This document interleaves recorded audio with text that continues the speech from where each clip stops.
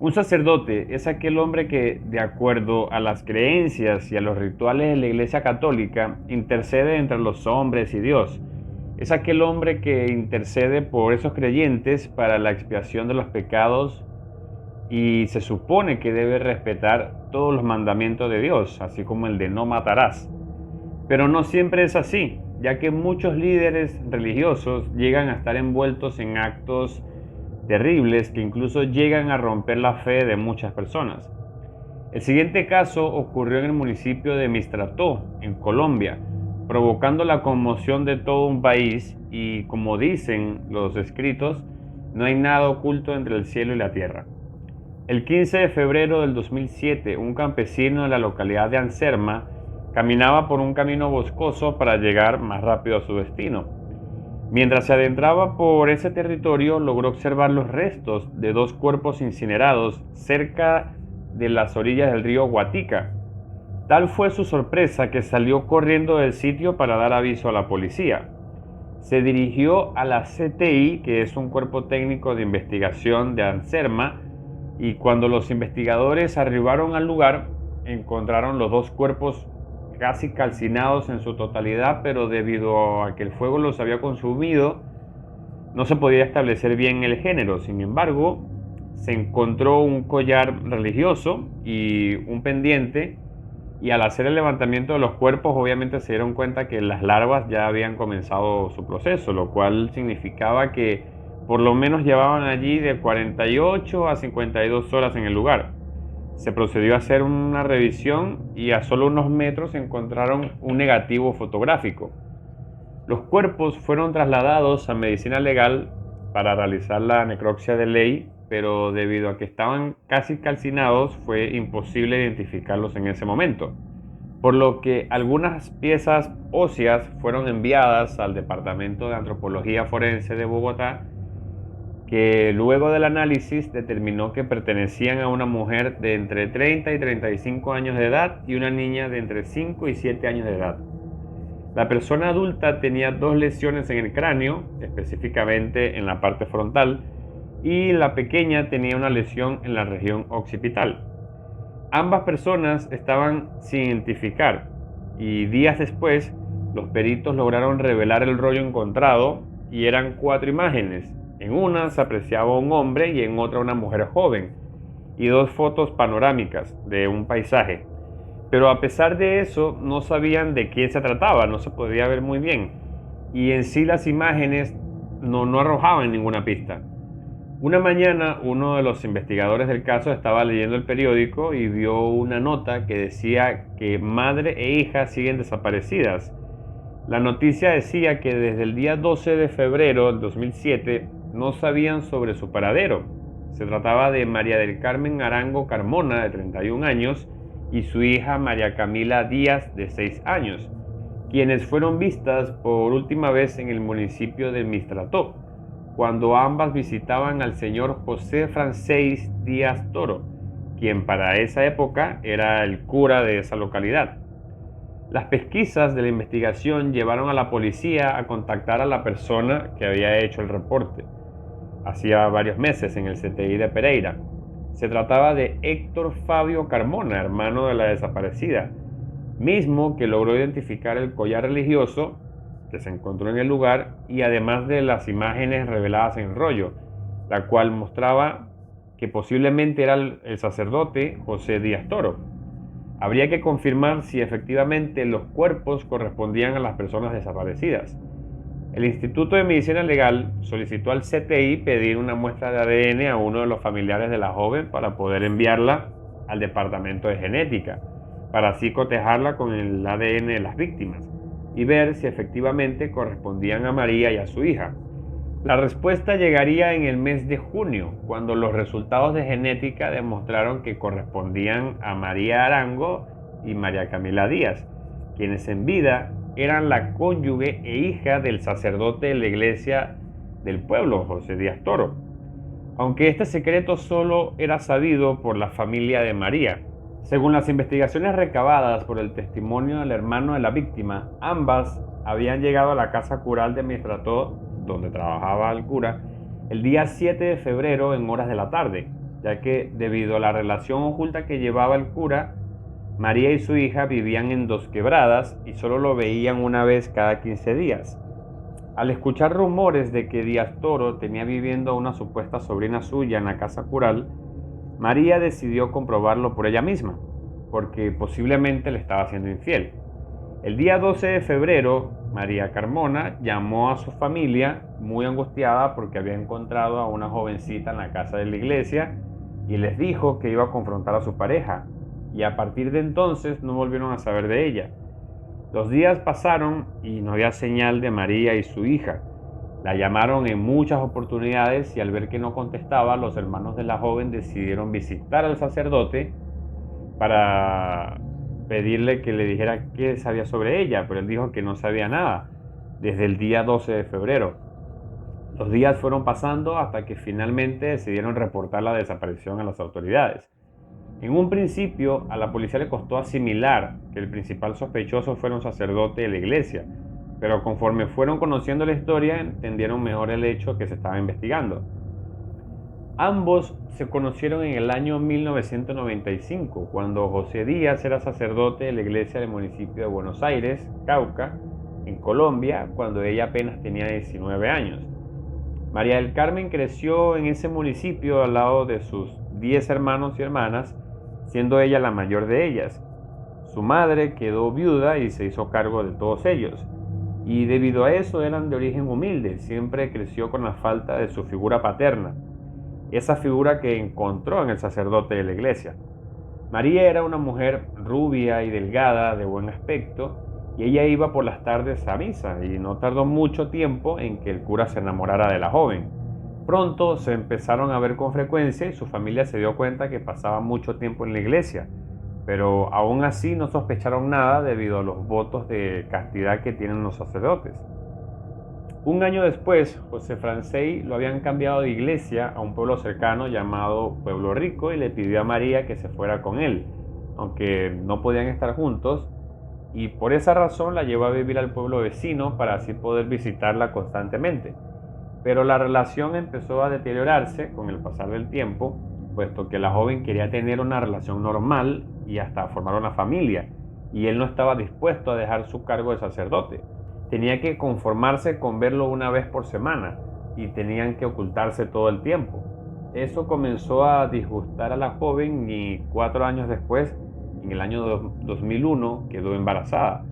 Entonces tuvo la ilusión de que al fin serían una familia y que su pareja recibiría la noticia con mucho agrado, pero fue todo lo contrario, puesto que José se disgustó con ella y le pidió que se deshiciera del bebé, porque eso ponía en riesgo su sacerdocio.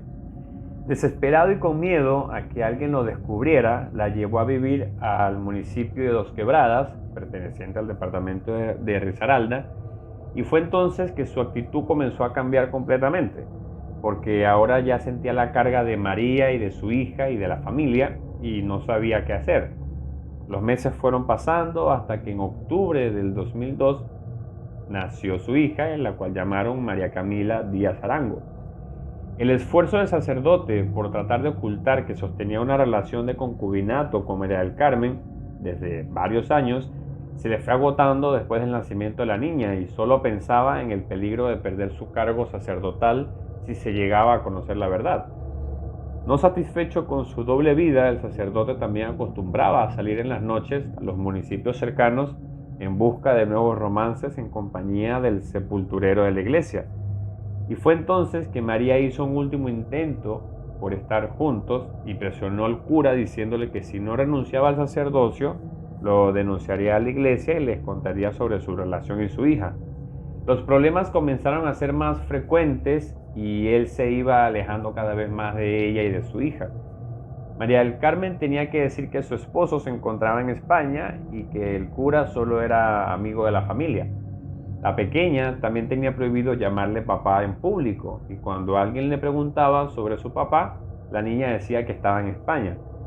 Esta situación fue cansando a la joven, quien de alguna forma quería consolidar una familia, y en el año 2005 José Francey fue trasladado a Mistrató y fue en ese lugar donde todo terminó a peor.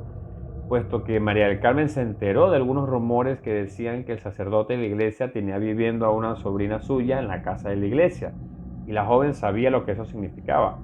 Y fue entonces que ante los rumores María decidió comprobarlo por ella misma. El día 7 de febrero se trasladó junto a su hija a la casa cural en Mestrató, donde el cura residía. Pero cuando se hospedó allí no encontró ninguna joven. Sin embargo, con el pasar de los días, encontró una tarjeta dedicada a su cónyuge junto con una fotografía de una mujer joven llamada Andrea.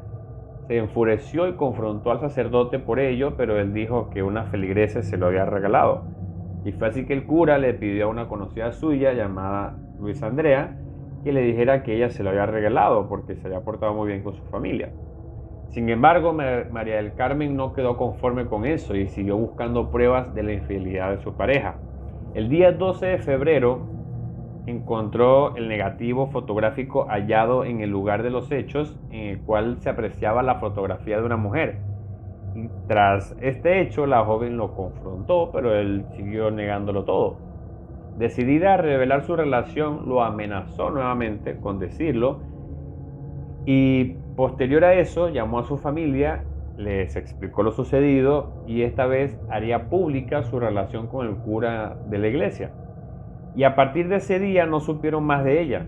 Y el cura simplemente decía que ese día por la noche ella se había ido sin decirle a dónde iba. La empleada doméstica de la casa cural, María Eugenia Vergara, decidió dar un testimonio revelador de lo que encontró al día siguiente de la desaparición de la víctima. La señora dijo que a eso de las 4 o 5 de la tarde del día 12 de febrero terminó sus labores domésticas en la casa cural y al día siguiente, cuando regresó, ya no encontró a María y a su hija. Sin embargo, logró percatarse de algo que le llamó la atención. Las escaleras que conducen del segundo nivel al garaje estaban lavadas con agua y jabón, lo cual se le hizo extraño porque ella era la encargada de hacer todas esas labores. Cuando ingresó al cuarto donde la pequeña Camila dormía, en el segundo piso, vio manchas de lo que parecía ser sangre en la puerta, así como en la chapa de la puerta y el piso de la habitación. Siguió el rastro y este continuaba por el pasillo. Las paredes también estaban manchadas hasta el piso donde estaba ubicado el garaje. En el trayecto de las escaleras que conducen a dicho nivel también pudo observar la sangre, al igual que los pasamanos de las escaleras, por lo que obviamente le llamó mucho la atención y le preguntó al sacerdote porque en la terraza de la casa encontró las sábanas que había puesto en la cama donde dormía la pequeña, dentro de un balde de agua con jabón. Y obviamente cuando le preguntó al sacerdote lo que había visto y lo que había encontrado, la respuesta de él fue muy sospechosa. Eugenia lo confrontó por lo sucedido y él simplemente le ordenó que limpiara el lugar y dijo que ahí no había pasado nada, que se callara y que volviera a sus labores. Seguido de eso, se puso a limpiar y se percató de más manchas de sangre en el lavamanos. Esta situación la desconcertó, así que decidió guardar silencio y no fue hasta que se enteró que la policía no lograba encontrar a María y a su hija desde hacía meses que decidió hablar. Dijo que desde la llegada de María del Carmen y su hija escuchó discusiones constantes entre el sacerdote y ella. En una ocasión observó que el sacerdote bajó con la cara arañada y detrás de él María también venía en las mismas condiciones, lo que obviamente demostraba que se habían agredido físicamente. Esa situación le pareció extraña, pero prefirió no entrometerse. Incluso José Francés le dijo que si alguien le llegaba a preguntar algo, nunca fuera a decir lo que había visto al interior de la casa cural. Y si le preguntaban algo relacionado con ellos dos, que dijera que todo se veía bien. Posterior a la declaración de la empleada de limpieza de esa casa cural, el CTI solicitó una orden para registrar esa propiedad. El 12 de noviembre del 2007 tenían una orden del juez para que el equipo de criminalística realizara la búsqueda de ADN en el sitio y así poder tomar muestras para ser enviadas al laboratorio. Cuando los peritos ingresaron al inmueble, aplicaron los reactivos correspondientes para la búsqueda de indicios biológicos y estos revelaron algo sorprendente. Había una gran cantidad de sangre que se lograba apreciar en el primer, segundo y tercer piso de la casa. Era evidente que algo había ocurrido ahí. Entonces, el 21 de noviembre del 2007, el CTI de Anserma capturó al entonces sacerdote José Francés Díaz en una cafetería de Mistrató, ya que se había ordenado su detención bajo cargos de homicidio agravado como principal sospechoso del asesinato de María del Carmen y su hija. Una vez detenido en la audiencia de imputación de cargos, no aceptó su responsabilidad y se declaró inocente. Aún así, quedó detenido en la cárcel hasta que las pruebas recabadas en el allanamiento del inmueble fueron cotejadas. Semanas después fueron revelados los resultados del Instituto de Medicina Legal y revelaron que las muestras biológicas obtenidas en esa casa cural pertenecían a las occisas María del Carmen Arango y María Camila Díaz, cónyuge e hija de Díaz Toro. Y en enero del 2008 se inició el juicio de Francés y él seguía manteniendo su inocencia y de alguna manera pensó que por ser sacerdote la justicia tendría más consideración con él y que lo dejarían libre. Pero no sabía cuáles eran las pruebas que la fiscalía tenía en su contra. Durante 5 audiencias se mostraron evidencias contundentes, además de los testimonios de la empleada doméstica de la casa cural y la feligrese, Andrea. El sacerdote vio que no tenía salida y accedió a un preacuerdo por aceptación de cargos que conllevara a una rebaja de la mitad de la pena. Accedió a revelar lo que había ocurrido aquella terrible noche, pero su única condición fue que no lo diría en persona. Lo haría mediante una carta escrita por su puño y letra. En ella relató toda la historia desde el inicio de la relación hasta que se cometió el asesinato. Todo se complicó cuando la vio entrar por la puerta de la iglesia el día 7 de febrero, a eso de las 4 de la tarde, y desde ese día comenzó a sentirse ansioso y preocupado, porque ella lo había amenazado con contar toda la verdad, y así se enterarían de qué clase de cura era. María, los días que estuvo ahí, entraba y salía del lugar con el objeto de llamar la atención, porque le dijo que quería que la gente se enterara que él tenía una familia, que tenía una mujer y una hija. Las personas que acudían a la iglesia empezaron a preguntarse sobre la presencia de María del Carmen y la niña, pero él no sabía qué decir o qué hacer. Su ansiedad fue en aumento y se sintió amenazado por su cónyuge. La angustia y el miedo se apoderó de él porque tenía miedo de perder su cargo sacerdotal. Ante tal situación discutieron el día 12 de febrero por la mañana. Ella se comportó de manera violenta y él soportó supuestamente con impotencia toda la rabieta que ella había hecho. Ese mismo día acudió a dar una misa en la tarde y una vez concluida se apartó del lugar, y en ese punto de la historia es que el caso da un giro de 180 grados, puesto que él aseguró que el crimen no lo cometió solo. Según su relato, le pidió ayuda al sepulturero de la iglesia, José Antonio Morales, a quien le contó lo sucedido y le pidió, a manera de favor, lo ayudara a sacar del pueblo a aquella mujer. El sepulturero accedió a ayudarlo y le dijo que por la noche lo visitaría. A eso de las 8 de la noche, el sepulturero llegó a la casa y subió al tercer piso, y el cura observó que llevaba consigo una bolsa, lo saludó y no dijo nada. En ese momento María del Carmen salió para ver quién era y ambos se saludaron y el sacerdote se dio la vuelta y se fue, cuando de pronto escuchó un fuerte golpe y a alguien caer de las escaleras bruscamente. El sujeto le había dado 2 fuertes golpes en la parte frontal del cráneo y la víctima rodó por las escaleras hasta el segundo piso. Cuando José Francés regresó, observó a María del Carmen tendida sobre el suelo y posteriormente vio a José Morales descender al cuarto de la pequeña, la cual dormía en el segundo piso, y volvió a escuchar un fuerte golpe. En esta ocasión golpeó a la pequeña Camila en la nuca, ya que ella se encontraba dormida boca abajo. Cuando José Antonio Morales salió, el cura observó que llevaba una herramienta en la mano. Era una maceta de albañil. Aterrado por lo sucedido, fue a su habitación y esperó un momento, y al cabo de unos minutos salió y vio al sepulturero con unas bolsas negras, y entre los dos envolvieron los cuerpos y los subieron al auto perteneciente a la parroquia y se dirigieron hacia Belén. Luego se desviaron y pararon en un camino desolado cerca del río Guatica y bajaron los cuerpos, los rociaron con gasolina y lo prendieron en fuego. Huyeron del sitio y sin mediar palabra regresaron a la parroquia normal. Luego de algunas horas de ausencia, una vez que ingresó a la casa, lavó la sangre, pero debido al estado en el que estaba, supongo que nervioso, dejó muchos indicios, los cuales fueron hallados por la empleada doméstica al día siguiente. Gracias a esto pudieron reconstruir los hechos, los cuales sirvieron para esclarecer el hecho. Los días posteriores, después del crimen, el sacerdote de la iglesia siguió dando las misas y se le veía bastante tranquilo. Nunca le vieron nervioso ni preocupado.